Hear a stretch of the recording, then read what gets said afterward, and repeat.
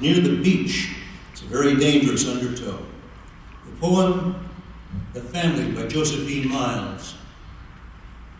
When you swim in the surf off sealed rocks, and your family sits in the sand eating potato salad, and the undertow comes and takes you away, out of breath, out of play, and the power of play, holler, say, help, help, help. Hello, they will say, come back for some potato salad. It is then that a 17-year-old cub, a helicopter crew from Antigua, who speaks only Swedish and is as far away from this place as a remote camel, says, look down there. There is somebody drowning, and it is you. And you say, yes, yes, and he throws you a line. That is what is called the brotherhood of man. Now, I think that poem, as all poems present us with, is a concatenation of ambiguities, the idea of the family, a child going out into the surf, growing up into adulthood, the dangers inherent, and the entire nexus of that ocean and that sandy shore provides us with a host of difficulties. I have a parent of 3 daughters.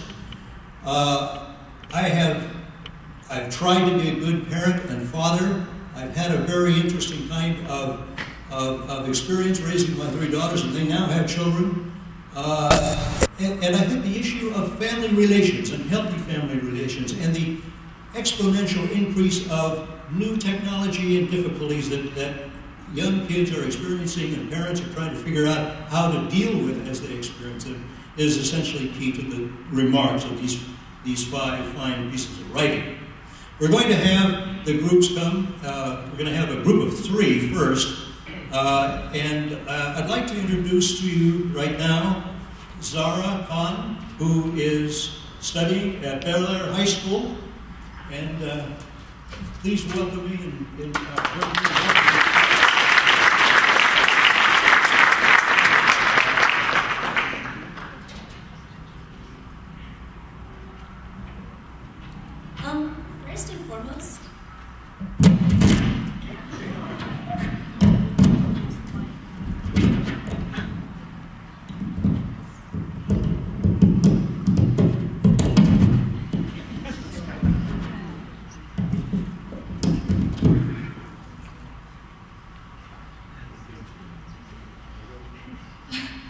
first and foremost, I would like to heartily thank the Gulen Institute and the Dialogue of Civilizations platform for providing me with this unique, inspirational, and educational opportunity with which to express myself and the beliefs that I have.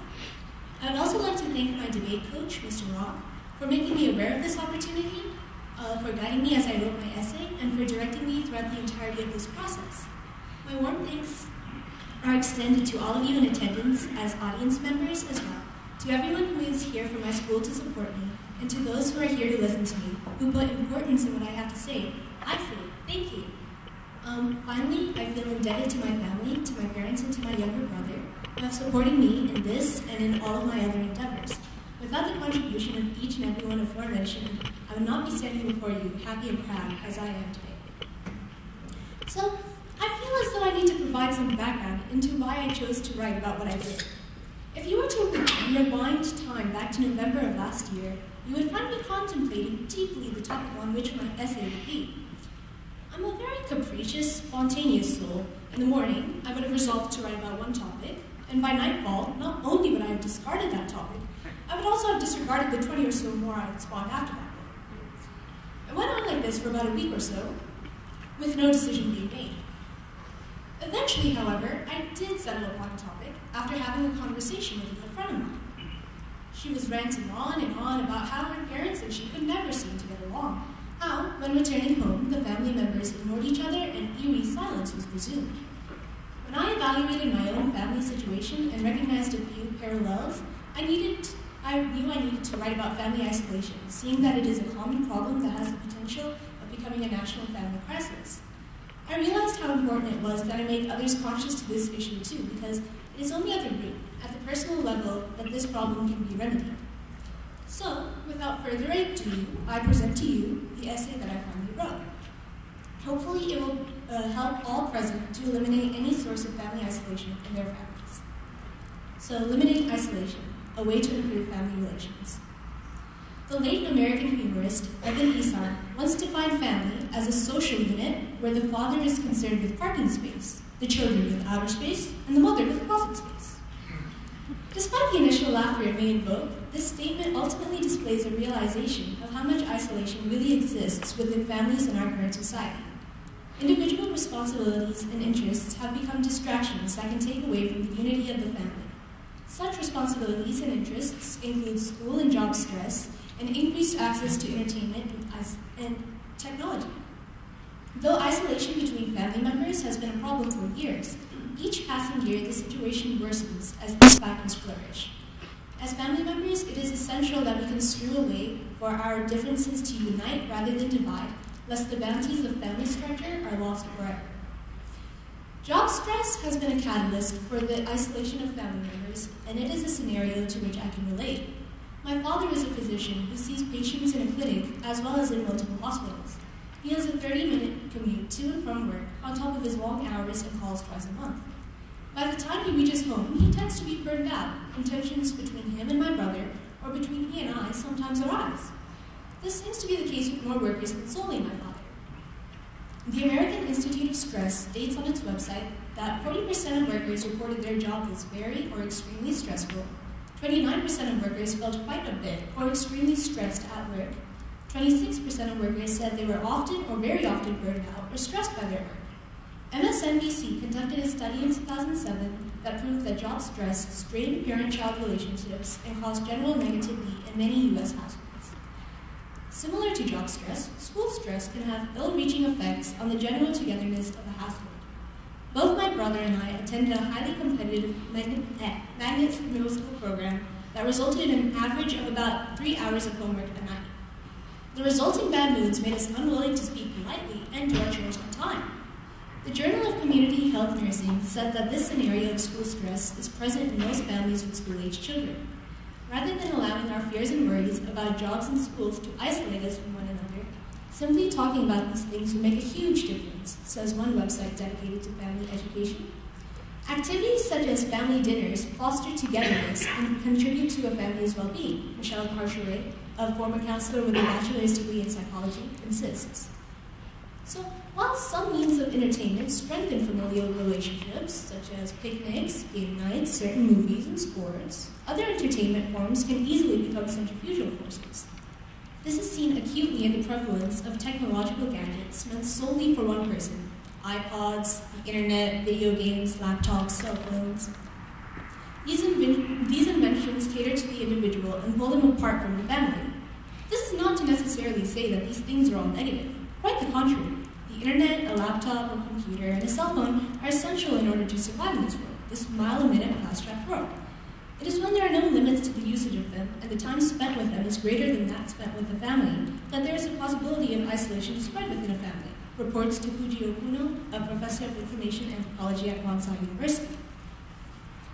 As reported by The Telegraph in 2008, there have been several cases of cell phone addiction that resulted in teens isolating themselves away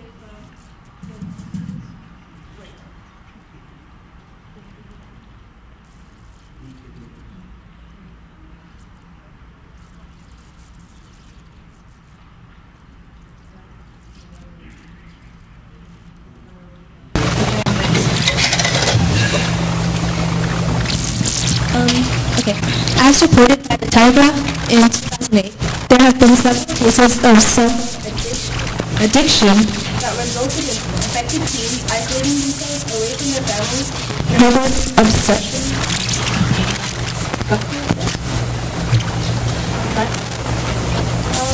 As reported, batteries, I think. Most likely. Yeah? Okay, battery is full. Two different. Doubling.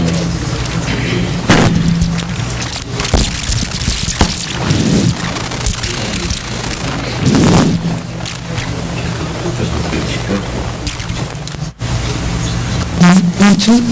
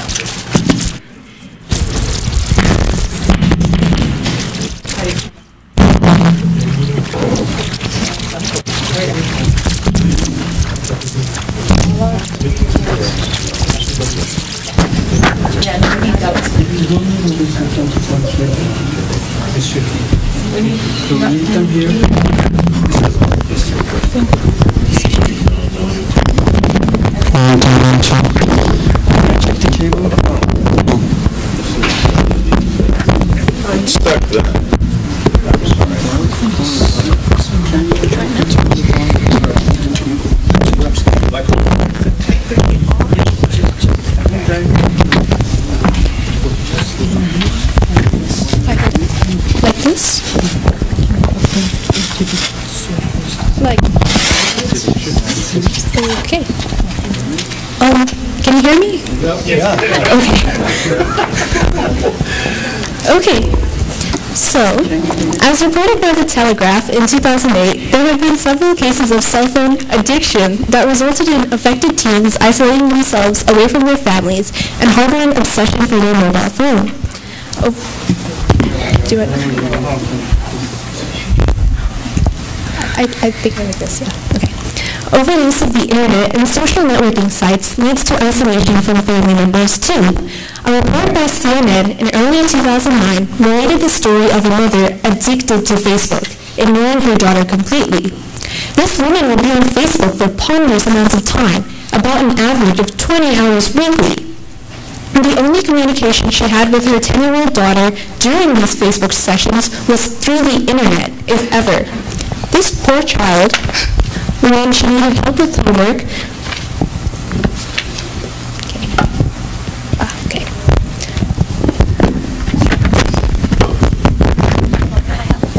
okay, you try this.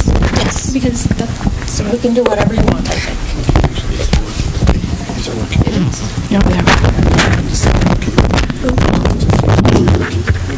Okay, I'll just go. Thanks. Okay, thank you.